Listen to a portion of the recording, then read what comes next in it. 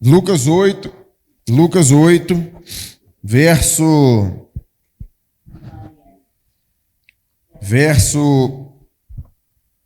22. Lucas 8, 22. Nós vamos ler alguns textos aqui, mas eu queria basear o nosso texto-chave aqui, né? A pergunta-chave aqui vai estar nesse Lucas 8, 22. Fala assim, ó: certo dia, Jesus disse a seus discípulos: vamos para o outro lado do mar. Assim entraram num barco e partiram. Durante a travessia, Jesus caiu no sono. Olha aí, Jesus descansando, como cantamos a música aqui. Logo, porém, veio sobre o mar uma forte tempestade. O barco começou a se encher de água, colocando-os em grande perigo. Os discípulos foram acordá-lo, clamando: Mestre, nós vamos morrer.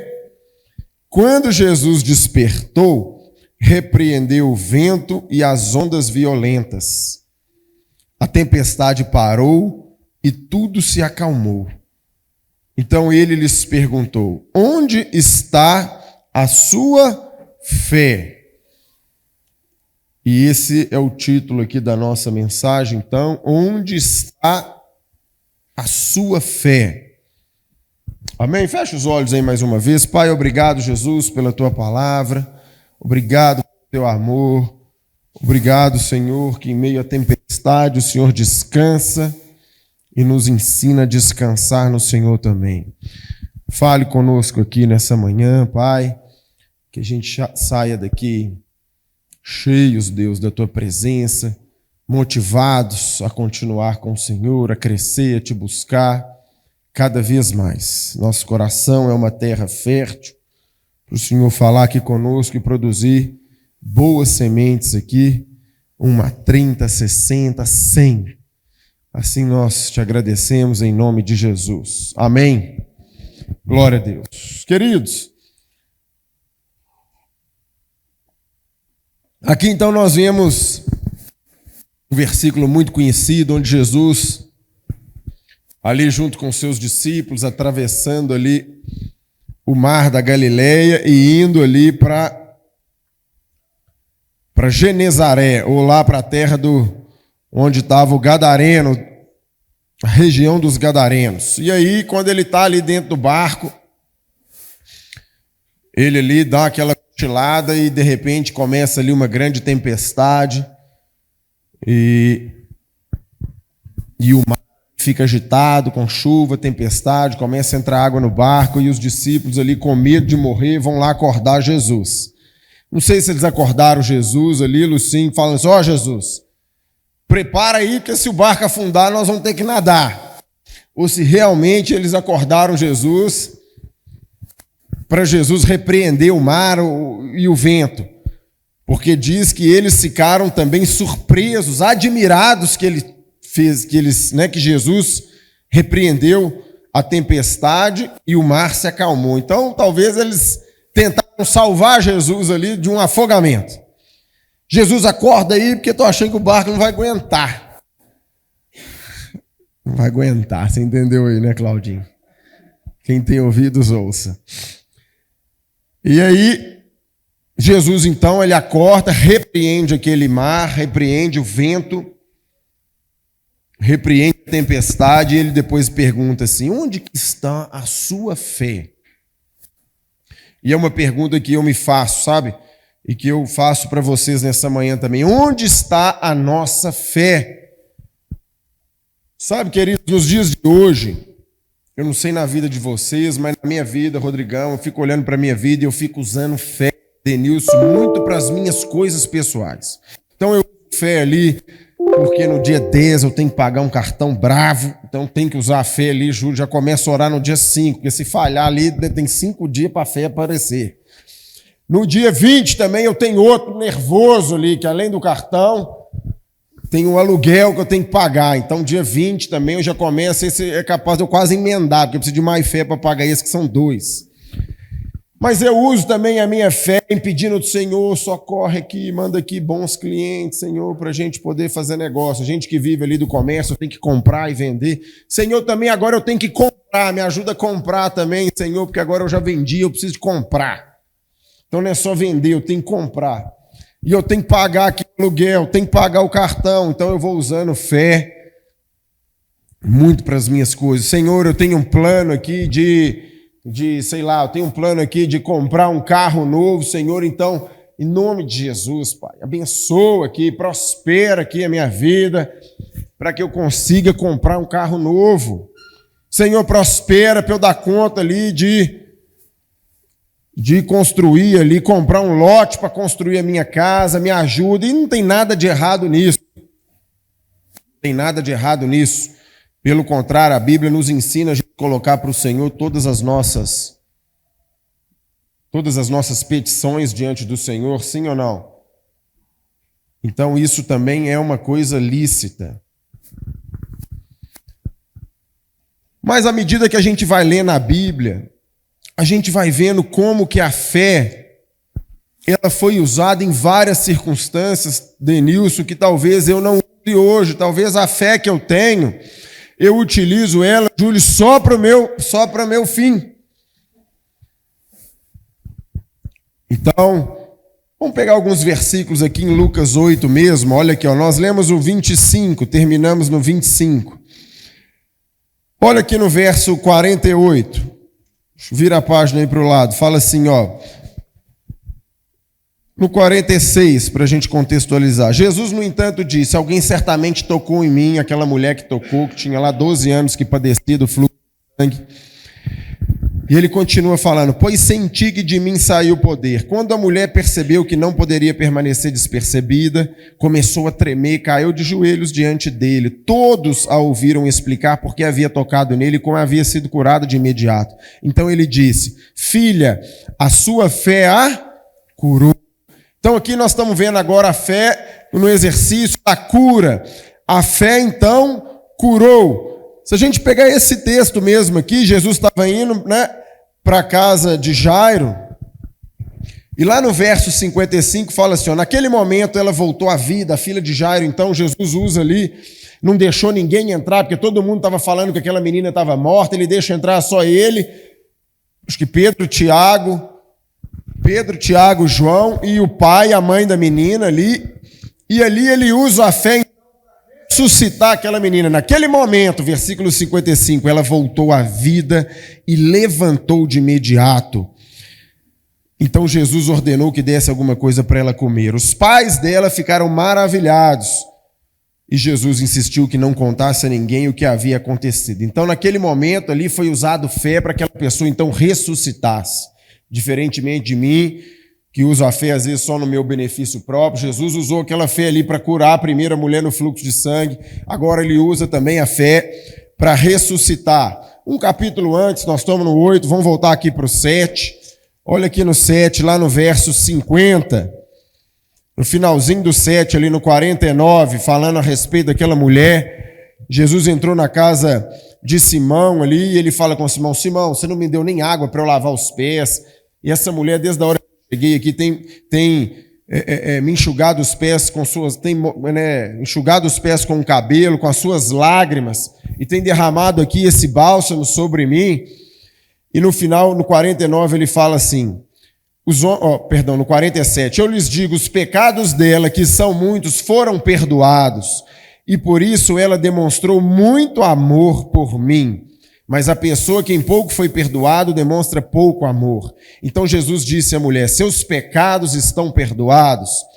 Os homens que estavam à mesa diziam entre si: quem é esse que anda por aí perdoando pecados?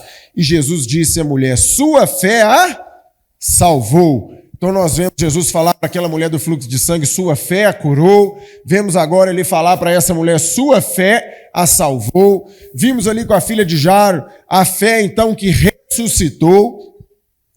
E a gente pode pegar outros vários aqui, quando desceram aquele paralítico lá, vocês lembram lá do teto, ali diante de Jesus, e Jesus fala com ele assim: ó, filho, os seus pecados estão perdoados, como ele falou com essa mulher aqui. E o povo: quem é esse? Que fé é essa? De onde ele tirou que ele pode perdoar pecados. Então, uma fé também para perdoar pecados. Agora, em Lucas capítulo 10, passa aí também um pouquinho para frente, por favor, lá no verso 41. Lucas 10, 41, um pouquinho mais para frente aí.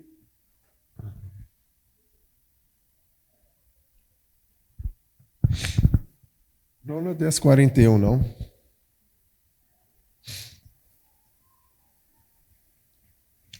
Deve ser 9, 41. Deixa eu procurar aqui. 9, 41. 10, 41 é falando de Marta ali, se não me engano. 9, 41, desculpa. Fala assim, Jesus disse, geração incrédula e corrompida, até quando estarei com vocês e terei de suportá-los? E ali ele disse para aquele homem ali para trazer o filho estava endemoniado, a gente viu Jesus curando ali, libertando aquele menino, e libertando também a fé que liberta. Para isso que eu queria esse versículo então. Mas ele fala algo interessante ali daquela geração. Geração incrédula e corrompida. Até quando estarei com vocês e terei de suportá-lo? Queridos, então, voltando aqui, a gente viu então a fé para Jesus para curar. A sua fé te curou. A gente viu Jesus falando assim, a tua fé te salvou. A gente viu uma fé aqui falando a respeito de ressurreição. A fé ali que ressurgiu a filha de Jairo, estava ali ele, a esposa e os 3 discípulos. Nós vimos uma fé para perdoar pecados. Essa mesma mulher e aquele pessoal, os 4 amigos que desceram aquele aleijado lá diante de Jesus, ele falou, perdoados estão os teus pecados. E agora a gente vê uma fé também que liberta. Ninguém pôde libertar aquele menino ali, então o pai traz aquele menino ali diante de Jesus e Jesus fala, geração incrédula, fala assim, olha, mas vocês não têm fé, incrédula que não tem fé, geração incrédula e corrompida, até quando eu estarei com vocês e terei de suportá-los? Então, como eu falei no início, muitas vezes a gente pega a nossa fé ali, Fred, e começa a usar a fé somente para nós mesmos. E a gente vai usando a fé para a gente, sei lá, a fé que o Senhor pode me dar um trabalho melhor. E eu não estou dizendo que isso está errado, uma fé que o Senhor pode cuidar dos meus filhos ali na escola, e a gente precisa disso também. E uma fé que o Senhor vai abrir alguma bênção na minha vida profissional, e isso também não está errado, inclusive eu orei por isso aqui hoje, na hora dos dízimos e das ofertas. Mas quantas vezes a gente usa fé da maneira de Deus, da maneira que Jesus usou?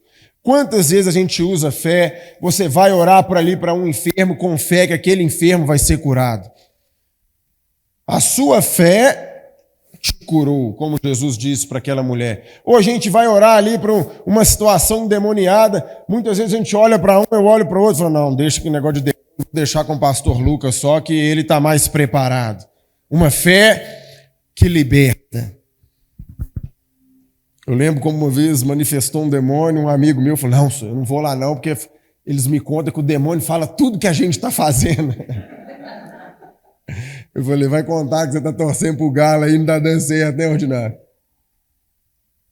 Eu falei, é mesmo, senhor, fica esperto, não vai lá não. Senão ele vai contar tudo que você está fazendo. Uma fé que liberta. Quantas vezes a gente usa a fé da maneira que Jesus usou? Uma fé que cura, uma fé que liberta, uma fé que ressuscita, uma fé que salva. Será que a fé que a gente só tem para nós mesmos? A gente só tem para o nosso benefício próprio? Será que a fé que Jesus ali tinha e as pessoas tinham nele como filho de Deus era só para Jesus utilizar aquilo em benefício próprio? Ou a gente vê que nunca, ou talvez em raras exceções, ele usou aquela fé em benefício próprio? Talvez para não morrer afogado, para não dizer que aquilo tinha que ser um ensinamento para os discípulos. Então, queridos, eu queria pegar dentro da história de Jesus aqui, bem rapidamente, algum paralelo conosco. E eu queria listar 4 pontos que às vezes a gente decai da fé, ou a gente decai dessa graça que nós cantamos, para viver um evangelho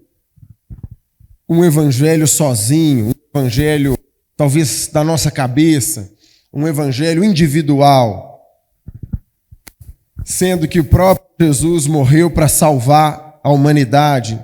Então, quando a gente está vivendo um evangelho individual, grave isso que eu vou falar, se a gente está vivendo um evangelho para nós mesmos, ou só para a nossa casa, nós estamos vivendo um falso evangelho, uma falsa fé. Se a gente está usando a fé só em benefício próprio, para alimentar coisas na nossa vida, bênçãos na nossa vida, lícitas, mas não foi para isso que Jesus morreu para nós.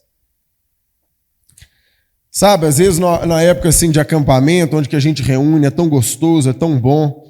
Eu lembro uma vez, eu comentei aqui, um irmão falou assim, não, a gente podia, porque acontecem tantas maravilhas, tantas bênçãos assim no acampamento, porque que todo mundo, no louvor, a gente sente uma atmosfera diferente, a presença ali do Senhor.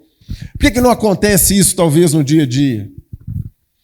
Talvez por conta de tantas obrigações e a nossa individualidade, a gente não consegue fluir como a gente vai no acampamento, esquece de tudo e fica ali 2, 3 dias adorando e bendizendo o nome do Senhor. E uma das coisas que acontece na nossa vida, talvez aconteça na sua, na minha acontece. Eu queria pegar a história do nascimento de Jesus e eu pontuei aqui alguns pontos que faz a gente duvidar da fé, ou duvidar que de fato o Senhor nos escolheu, que o Senhor levantou a sua vida e a minha vida para fazer a obra dele nesse tempo. Sabe, queridos, talvez uma dificuldade que a gente tem nos dias de hoje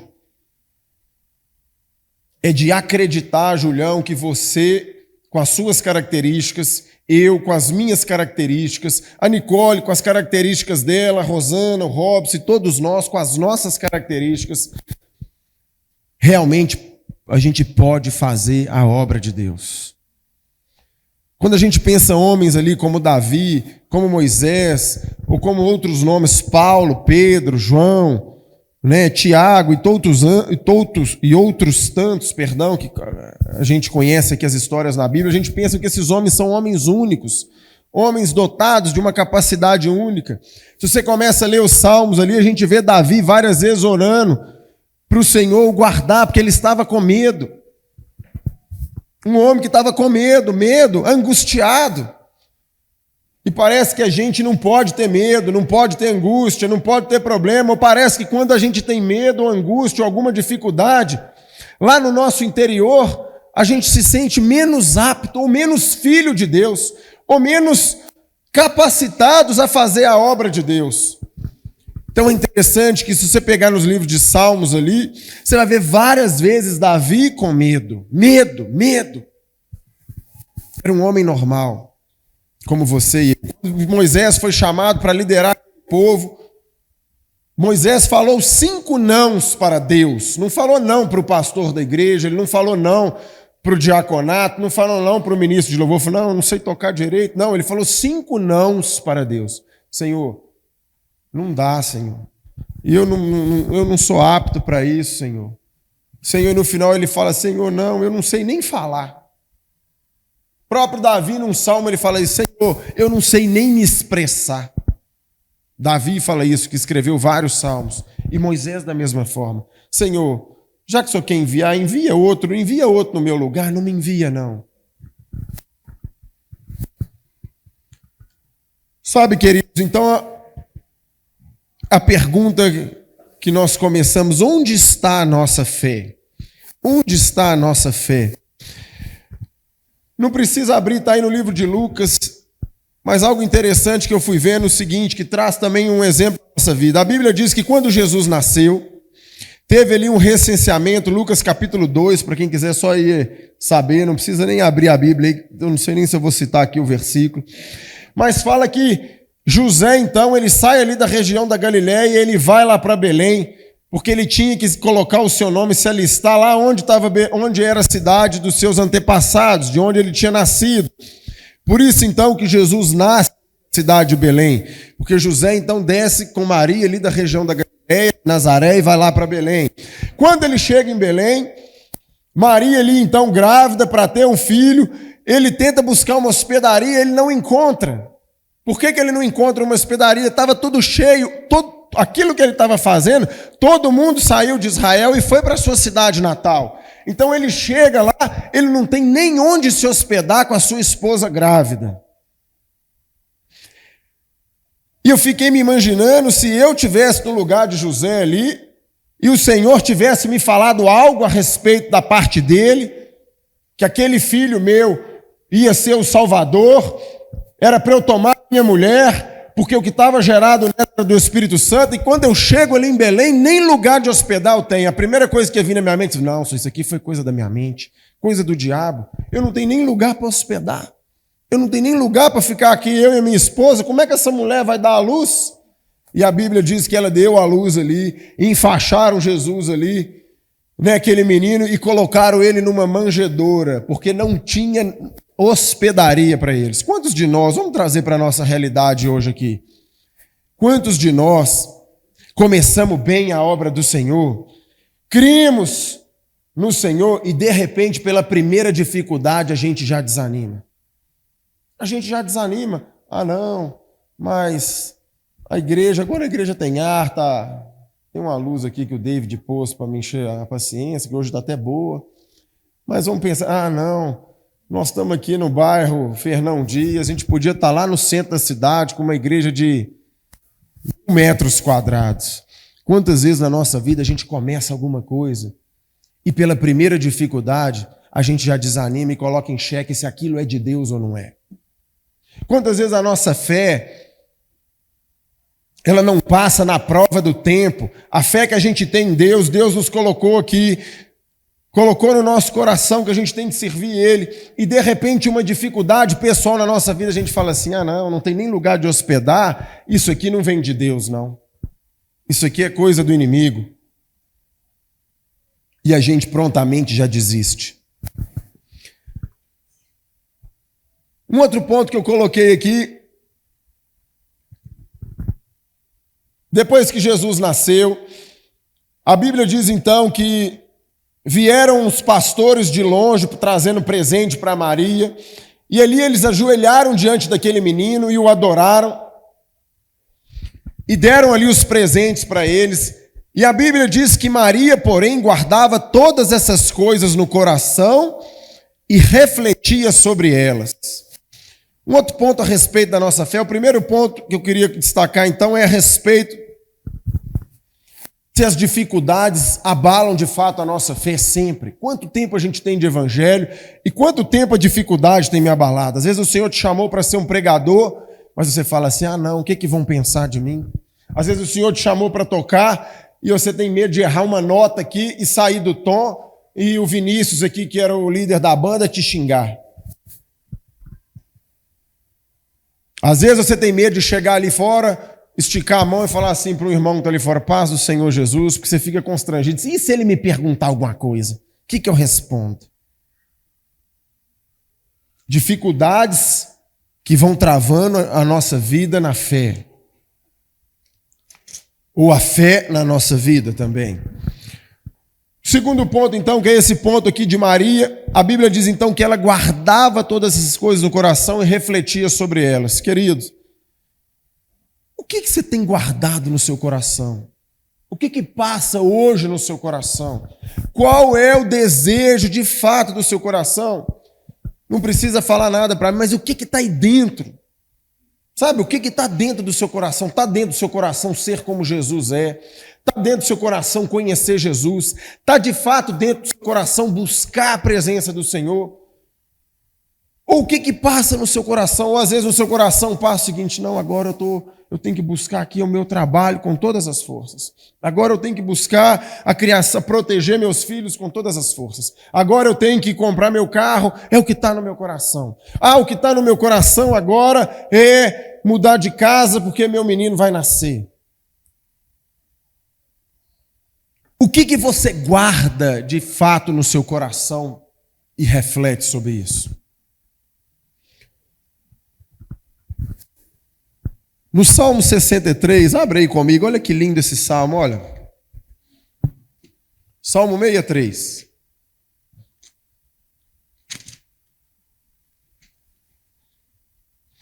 Um salmo escrito por Davi. Salmo 63. Fala assim, ó, versículo... Vamos ler ele, é um versículo 6. Mas olha no 3, que ele já fala assim para o Senhor: teu amor é melhor que a própria vida. Com meus lábios te louvarei. Sim, te louvarei enquanto viver.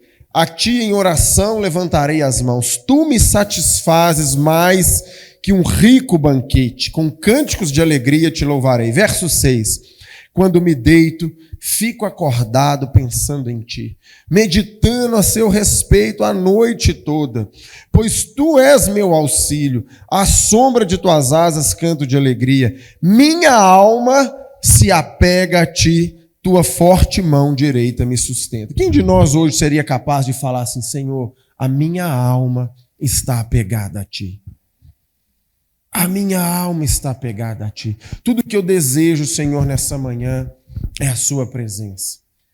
Quem de nós hoje podia levantar a mão e falar essa oração sincera: Senhor, nessa manhã o meu coração é todo seu.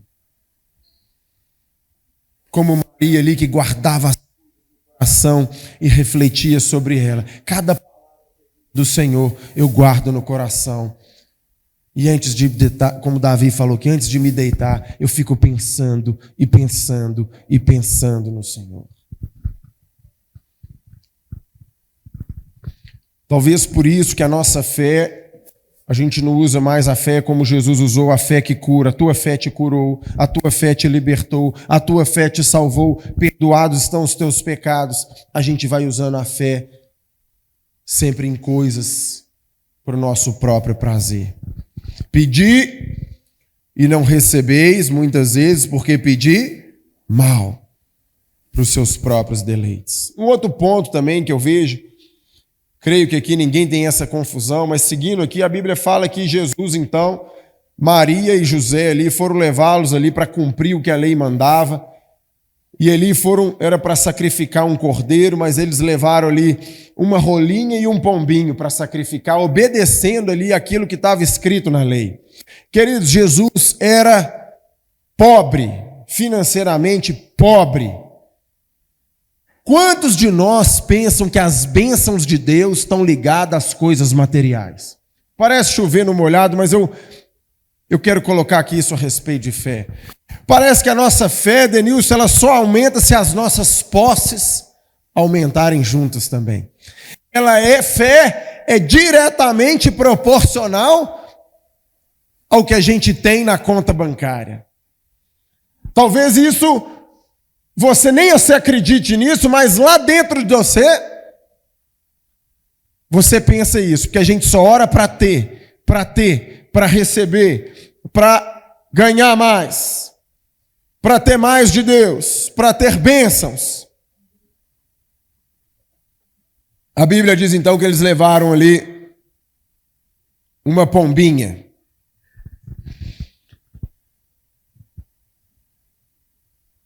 O primeiro filho for menino será consagrado ao Senhor. Assim ofereceram o sacrifício exigido pela lei do Senhor: 2 rolinhas ou 2 pombinhos.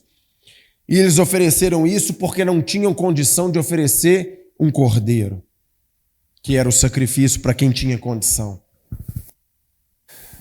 Sabe, queridos, a pergunta também é: até quando nós vamos indexar a nossa fé naquilo que Deus nos dá para essa vida?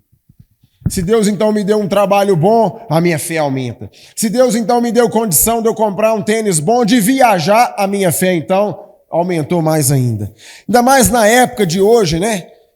Que tudo está no Instagram, a sua fé aumenta proporcionalmente às suas conquistas pessoais. Uau! A fé do crente hoje praticamente está ligada às conquistas pessoais. Ele conquista ali uma moto CG 150, ele posta. Aí o outro já conquista uma moto 250, uma Twister. É Twister que é 250? Quem anda de moto aí? Ele posta. Uma Twister violenta. Depois pega uma Kawasaki, que eu não sei a potência, ele posta, Deus me deu. O outro já posta um fusquinha que ele ganhou de herança. Fé ligado à conquista. Se Deus nos dá, então eu tenho fé. E hoje o que tem de gente postando e colocando um versículo. Eu até saí do Instagram esses dias, que eu estava nervoso. Para não ver nada disso e nem trem do Atlético. Falei, Senhor, livra-me de todo mal. Amém. Não é, Lucinho? Mas uma mania que a gente tem, aí vai para uma praia bonita, tem que postar que você está na praia. Quem te perguntou onde você está, meu santo? Ainda posta um versículo. Isso quando não posta de biquíni e põe um versículo assim. Já viu, né, irmã? Glória a Deus. Isso eu não estou vendo mais não, que eu cancelei o Instagram, que eu estava vendo demais. Falei, não dá para mim. O homem vai para academia, fica musculoso, aí posta uma foto sem camisa, musculoso, e bota a alegria do Senhor é minha força. Vocês estão rindo, porque eu conquistei o corpo que eu queria. Agora eu tenho mais fé. Nós estamos falando aqui de um casal que saiu lá de Nazaré, chegou lá, não tinha nem lugar de hospedar. E ele não desanimou. Ele falou, minha filha, imagina Maria, se fosse Maria. Se Maria fosse Roberta, eu estava enrolado, se eu fosse José. Vocês entenderem? João, mas você não reservou isso antes. Eu estou grávida, como é que nós vamos fazer? Nossa, essa mulher ia falar na minha cabeça. Eu falei, calma, minha santa. O anjo falou comigo, vai dar tudo certo. Que anjo que é esse? Eu quero esse anjo aqui agora, que eu não tenho lugar para hospedar. Eu falo, calma, vai dar tudo certo. José e Maria não desanimaram quando não tinha hospedaria. José e Maria não desanimaram quando não tinha uma parteira da Unimed. Enrolaram aquele menino ali numa faixa e olharam para um lado, olharam para o outro, aquele trem ali de dar comida para o boi, vão botar esse menino aqui? Vão. Botaram o menino numa manjedoura. Sabe, Maria não desanimou quando ela teve que oferecer lá só 2 pombinhos, porque ela não tinha condição, mas ela fez o que Deus mandou na lei para cumprir com simplicidade. Ela meditava no coração, guardava as coisas no coração e refletia sobre elas. Ela não estava preocupada se o time dela ia ganhar ou ia ser campeão. Ela não estava preocupada com as contas que ela tinha no outro dia. Ela não estava preocupada como elas voltariam para Nazaré com Jesus pequeno. Ela não estava preocupada se voltaria para Nazaré, porque não voltou, teve que ir para o Egito, fugido, porque o anjo apareceu e falou, vai embora para o Egito. Porque Herodes procura matar o menino. Quantas coisas preocupam o nosso coração e anulam a nossa fé. E anulam a nossa fé. E quando a gente pega a história de Jesus, para terminar, a gente vê ali Jesus na tentação, um versículo que a gente também já cansou de ver, e ele fala, quando Satanás vai tentá-lo, ali 40 dias no deserto, sem comer, e Satanás vai tentá-lo ali, fala, olha, então, já que você é o Filho de Deus, fale que essas pedras se transformem em pães. O que Jesus responde?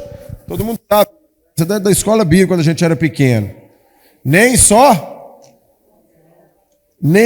de pão viverá o homem, mas de toda palavra que procede da boca de Deus. E eu quero acabar com esse versículo aqui. Queridos, transformar pedra em pão. Jesus fala com Satanás assim, nem só de pão viverá o homem, mas de toda palavra que procede da boca de Deus. Eu quero fazer uma pergunta para os irmãos. Se Jesus transformasse aquelas pedras em pães e comesse, tinha alguma coisa errada naquilo, Deus? Ele estava ali escandalizando alguém? Ele multiplicou pães em outro momento, por 2 vezes. Os próprios discípulos começaram a falar de pão. Ele falou, não, eu não estou falando de pão, estou falando aqui agora do fermento dos fariseus, da doutrina. Se pão fosse pecado, comer pão, ele não tinha multiplicado uma e na segunda vez ainda recolhido 12 e depois 7 cestos. Mas sabe o que Jesus nos ensina ali? Quando ele fala assim que nem só de pão viverá o homem, mas de toda palavra que procede da boca de Deus. Ele quer dizer o seguinte: tem momentos na nossa vida que mesmo as coisas lícitas eu vou abrir mão delas para permanecer andando sobre a palavra de Deus. Nem só de coisa lícita pode viver o homem, mas de toda palavra que procede da boca de Deus. Sabe, queridos, eu tenho uma convicção comigo que depois que a gente já caminha muito tempo usando o evangelho, já não é mais o pecado que nos afasta de Deus, não. São as coisas lícitas, são as permitidas, são os pães. Mas eu posso comer esse pão, é lícito. Tem nisso de eu comer o pão, não tem pecado nenhum. Tem pecado algum eu trabalhar um pouco mais? Não tem. Tem pecado algum eu querer trabalhar mais para comprar uma casa legal? Não tem. Para eu poder viajar? Não tem. Tem pecado algum em eu ver um jogo? Não tem. Em eu não ver o jogo? Não tem. Tem pecado no domingo eu ir para um sítio, para um clube? Não tem. Tem pecado eu não ir numa cela? Não tem. Não é sobre pecado. É sobre não só de pão. Não só dessas coisas vive o homem, mas de toda palavra que procede da boca de Deus. Queridos, quantas vezes a gente vai se envolvendo com as coisas desse mundo? E eu sou assim. Eu vou me envolvendo às vezes no trabalho. Eu vou contar um segredo para vocês que vocês já sabem. Aí eu vou me envolvendo com o meu time. Se o time tá bom, a gente envolve. Se tá perdendo, envolve também. Porque antes eu só torcia pro Atlético. Agora eu tenho 8 times que eu tenho que torcer contra. 8. Juventude, Vasco. Tem uma coleção ali. Agora eu tenho que me preocupar com as notas dos meus filhos. São lícitas. Será que tá indo bem na escola? Aí eu tenho que preocupar. Será que a Roberta tá passando bem lá? Trabalhando tanto. Pão.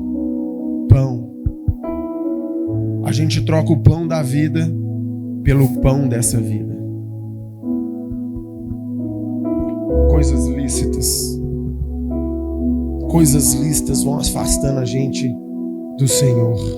Ou vão tirando a gente do verdadeiro Senhor, da verdadeira fé. E a gente começa a usar a fé, Lucinho, então, só em benefício próprio das coisas lícitas. Senhor, abençoa meus filhos ali na nota, Pai. Eles não repetiu o ano. Abençoa, Senhor, minha empresa para eu ganhar dinheiro e a empresa manter aberta, tudo lícito. Abençoa o Senhor porque eu quero viajar. Eu quero comprar uma casa nova. Senhor, eu quero trocar o tênis. Meu tênis está meio furado, Senhor. Coisas lícitas. Coisas lícitas. E vem Satanás e fala assim: se você, João, é tão servo de Deus, então fala para essa pedra se transformar em pão. Trabalhe mais um pouco para o seu trabalho prosperar. Eu falo, boa ideia. Como é que eu não pensei nisso antes?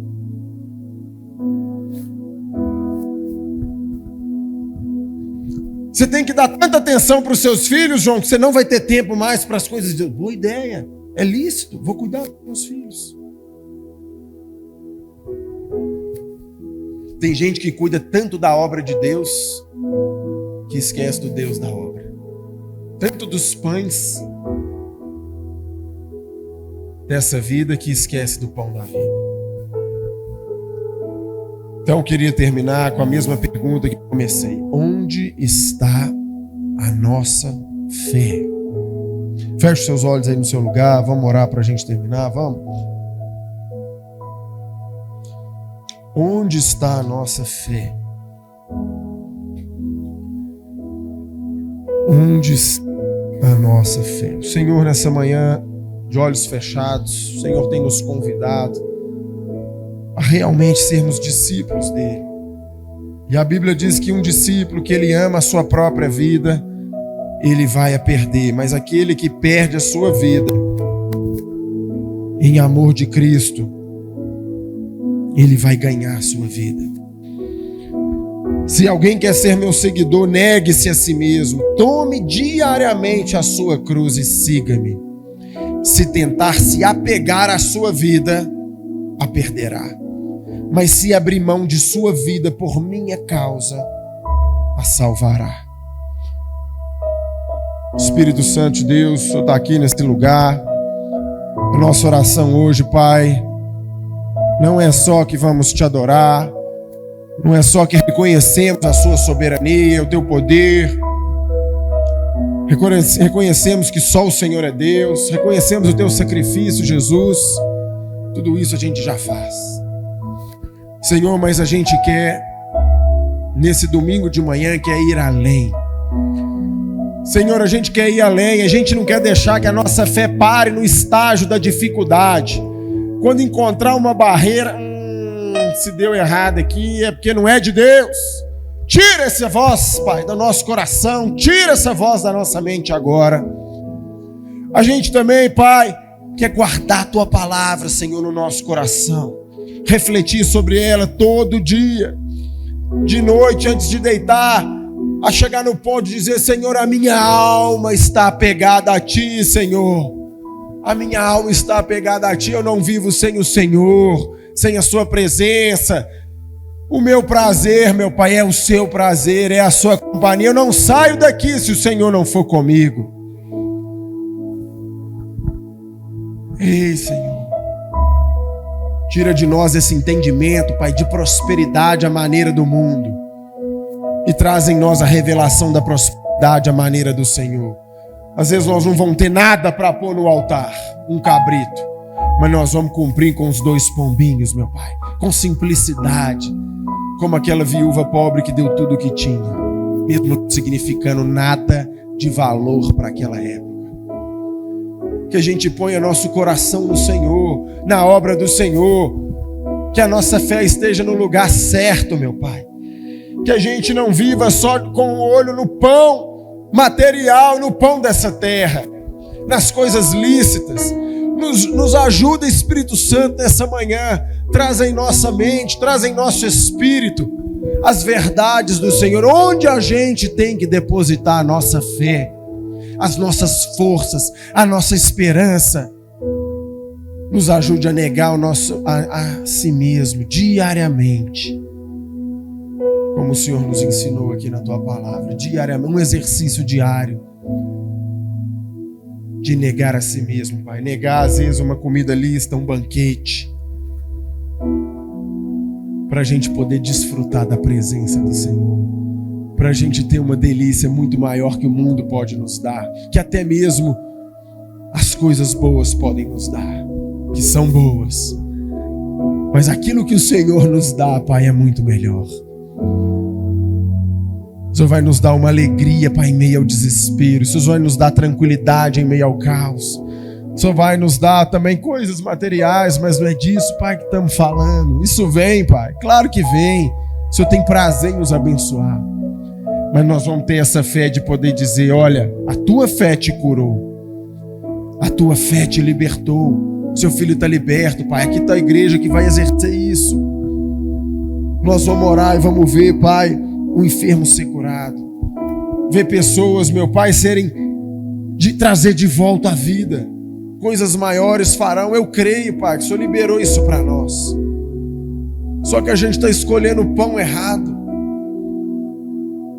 A nossa fé vai poder falar: olha, perdoados estão os teus pecados, vamos levar a gente para esse reino que nós estamos, vamos libertar pessoas desse império, desse domínio do pecado, da natureza humana.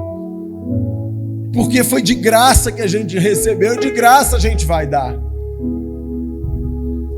Nos ajude, Espírito Santo, nessa manhã, e por toda a nossa vida escolher o pão certo. Nem só de pão viverá o homem, mas de toda palavra que procede da boca de Deus. Viverá do pão do céu. Quem de mim se alimenta, por mim viverá.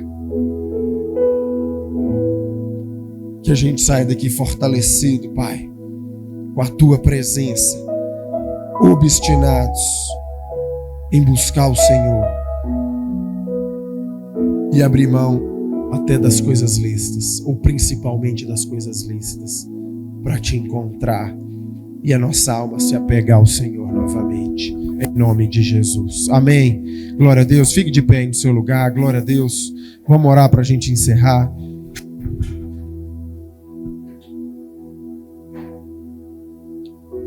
Que o amor de Deus Pai, esse amor que nos deu o seu Filho Jesus, esse amor que precisou enviar o seu Filho para cumprir aqui aquilo que a gente não podia fazer, que o amor de Deus Pai, a graça de Jesus, o Filho, essa graça que a gente apoia, que a gente descansa, que a gente vive, e a consolação do Espírito Santo, o encorajamento do Espírito Santo, que nos faz dar um passo de fé, passo de fé em fé, que o amor de Deus, a graça de Jesus e a consolação e encorajamento do Espírito Santo estejam conosco hoje e eternamente. Amém. Amém. Deus abençoe.